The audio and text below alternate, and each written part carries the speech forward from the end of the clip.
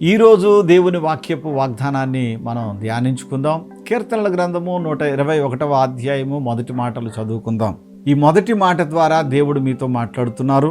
కొండల తట్టు నా కన్నులెత్తుచున్నాను, నాకు సహాయము ఎక్కడ నుండి వచ్చును అంటున్నాడు కీర్తనాకారుడు. అవును కాదు, మనకి సహాయం ఎక్కడి నుండి వస్తుంది అని మీరు అనుకుంటున్నారా? అవును, మీరు కూడా ఈరోజు కొన్ని ఆర్థికపరమైన సమస్యల్లో ఉన్నప్పుడు, కొన్ని పరిస్థితులు ప్రతికూలంగా ఉన్నప్పుడు నాకు ఈ సమయంలో ఎవరు సహాయం చేస్తారబ్బా అని మీరు అనుకుంటున్నారేమో.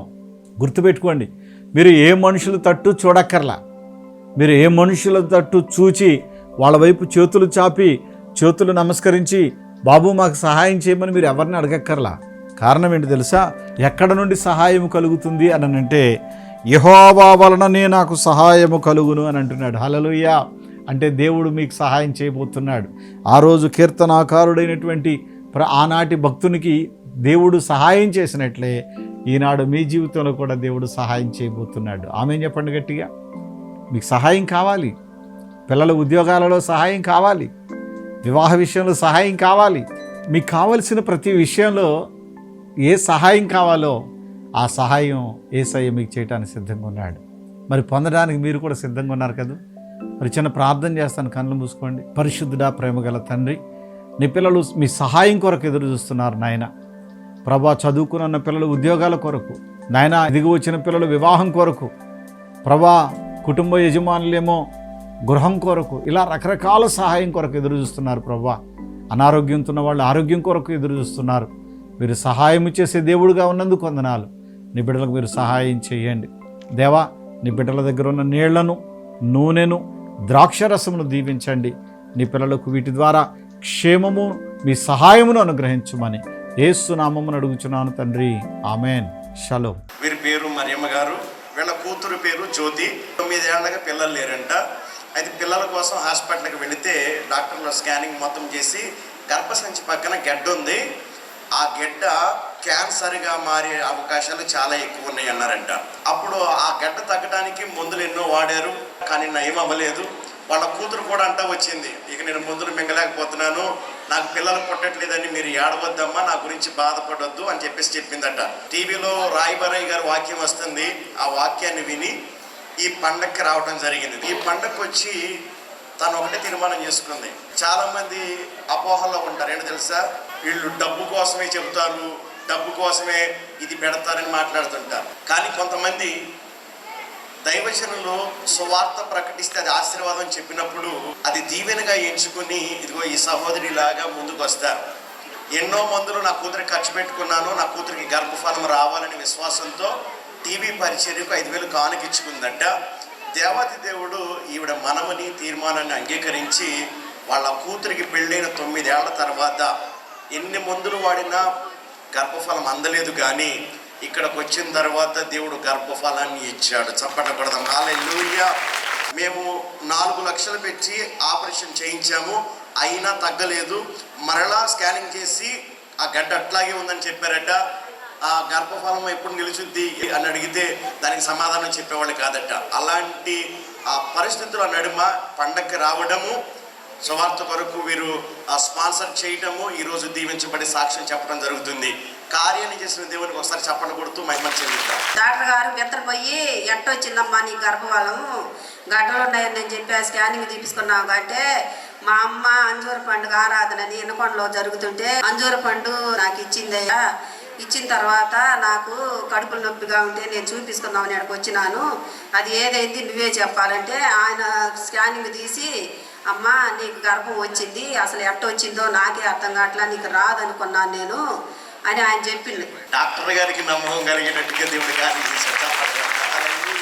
పరిశుద్ధాత్మ అభిషేక అంజూర పండుగ జరుగు స్థలముల వివరములు.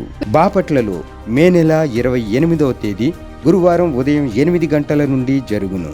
స్థలం ఎంఎస్ఆర్ కళ్యాణ మండపం, జమ్ములపాలెం రోడ్, బాపట్ల. సహోదరి పేరు అంకమ్మ తిమ్మయ్య పాలెం. వీళ్ళ అబ్బాయి పేరు అఖిలేష్. వాడికి ఎంతకాలం నుంచి ఉందమ్మా స్కిన్ ఎలర్జీ? 4 నెలల నుంచి స్కిన్ ఎలర్జీ వచ్చిందట. మందులు ఏమైనా వాడేవా? ఒంగోలు మందులు ఆడినా తగ్గలేదండి, గుంటూరు మందులు ఆడినా తగ్గలే. ఇక్కడికి వచ్చిన తర్వాత చాలా నయమైపోయింది, చాలా ఆరోగ్యంగా బాగున్నాడు ఇప్పుడు. గట్టిగా చప్పట్లు కొట్టండి. నువ్వేం చేసావు దేవునికి? దేవుడికి 5,000 కానుకిస్తానని తీర్మానం చేసుకున్నా. 2 నెలల్లోనే తీర్మానం చేసుకొని దేవుడికి కానుకిచ్చి. మొదటిసారి బిడ్డ పుట్టిన తర్వాత రెండవసారి గర్భం అందటానికి 13 సంవత్సరాలు టైం పట్టింది. 13 ఏళ్ల వరకు మరలా ఆ గర్భం రాలేదు. ఇక్కడికి వచ్చి అభిషేకం పొందుతూ అంజూర ఫలాన్ని భుజించడం మొదలుపెట్టింది. ఈరోజు దేవుడు సహోదరిని ఆశీర్వదించి 5వ నెల గర్భవతిగా తీర్చిదిద్దాడు. చప్పట్లు కొట్టండి. పరిశుద్ధాత్మ అభిషేక అంజూర పండుగ జరుగు స్థలముల వివరములు. విజయవాడలో జూన్ నెల 1వ తేదీ సోమవారం ఉదయం 8 గంటల నుండి జరుగును. స్థలం హనుమంతరాయ గ్రంథాలయం, ఏలూరు లాకుల సెంటర్, గాంధీనగర్, విజయవాడ. హైదరాబాద్ లో జూన్ నెల 2వ తేదీ మంగళవారం ఉదయం 8 గంటల నుండి జరుగును. స్థలం Saint Thomas Tamil church ground, alpha hotel వెనకాల, Secunderabad railway station road, Secunderabad. ఖమ్మంలో జూన్ నెల 3వ తేదీ బుధవారం ఉదయం 8 గంటల నుండి జరుగును. స్థలం మంచికంటి భవన్, సిపిఎం ఆఫీస్ ప్రక్కన, ఎన్ఎస్టి రోడ్, ఖమ్మం. ఆత్మకూరులో జూన్ నెల 3వ తేదీ బుధవారం ఉదయం 8 గంటల నుండి జరుగును.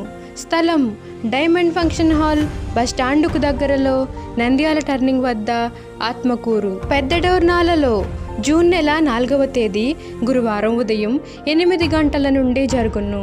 స్థలం కల్వరి స్వస్థతశాల, పోస్టాఫీస్ వెనుక, కర్నూలు రోడ్, పెద్ద డోర్నాల. రేపల్లెలో జూన్ నెల 4వ తేదీ గురువారం ఉదయం 8 గంటల నుండి జరుగును. స్థలం Veeravalli Kotaiah function hall, Uppudi road, Bapatla జిల్లా, రేపల్లె. ఒంగోలులో జూన్ నెల 8వ తేదీ సోమవారం ఉదయం 8 గంటల నుండి జరుగును. స్థలం కాపు కళ్యాణ మండపం, బస్టాండు దగ్గర, ఒంగోలు. నెల్లూరులో జూన్ నెల 9వ తేదీ మంగళవారం ఉదయం 8 గంటల నుండి జరుగును. స్థలం జిపిఆర్ గ్రాండ్, ముత్తుకూరు గేటు దగ్గర, మినీ బైపాస్ రోడ్, నెల్లూరు. నంద్యాలలో జూన్ నెల 10వ తేదీ బుధవారం ఉదయం 8 గంటల నుండి జరుగును. స్థలం JK function hall, Salim Nagar, municipal office దగ్గర, నంద్యాల. కర్నూలులో జూన్ నెల 11వ తేదీ గురువారం ఉదయం 8 గంటల నుండి జరుగును. స్థలం వైఎంసీఏ గ్రౌండ్, రాజ్ థియేటర్ ఎదురుగా, ఆర్ఎస్ రోడ్, కర్నూలు. అడ్డాడలో జూన్ నెల 14వ తేదీ ఆదివారం ఉదయం 9 గంటల నుండి జరుగును. స్థలం సిలువ మిషన్ స్వస్థతశాల, గుడివాడ పామర్రు మధ్యలో, అడ్డాడ. తాడేపల్లిగూడెంలో జూన్ నెల 15వ తేదీ సోమవారం ఉదయం 8 గంటల నుండి జరుగును. స్థలం Renuka function hall, flyover bridge ఎదురుగా, కొండయ్య చెరువు రోడ్, కడగట్ల, తాడేపల్లిగూడెం. వైజాగ్ లో జూన్ నెల 16వ తేదీ మంగళవారం ఉదయం 8 గంటల నుండి జరుగును. స్థలం సుబ్బలక్ష్మి కళ్యాణ మండపం, శ్రీకన్య థియేటర్ ఎదురుగా, railway new colony, Subbalakshmi Nagar. కాకినాడలో జూన్ నెల 17వ తేదీ బుధవారం ఉదయం 8 గంటల నుండి జరుగును. స్థలం universal community hall, Gandhinagar, Mohammed Ali street, Kakinada. ఆదోనిలో జూన్ నెల 18వ తేదీ గురువారం ఉదయం 8 గంటల నుండి జరుగును. స్థలం international function hall, 2 town police station ప్రక్క రోడ్, ఎస్కేడి కాలనీ, ఆదోని. గుంటూరులో జూన్ నెల 21వ తేదీ ఆదివారం మధ్యాహ్నం 3 గంటల నుండి జరుగును. స్థలం LEM high school ground, LADS centre, Brodipet, Guntur. రాజమండ్రిలో జూన్ నెల 22వ తేదీ సోమవారం ఉదయం 8 గంటల నుండి జరుగును. స్థలం Lutheran church ground, Jampeta, church gate, Apsara theatre దగ్గర, రాజమండ్రి. అనంతపురంలో జూన్ నెల 22వ తేదీ సోమవారం ఉదయం 8 గంటల నుండి జరుగును. స్థలం Sri Padmavathi function hall, old Ramana Ramesh theatres, old town, Anantapuram.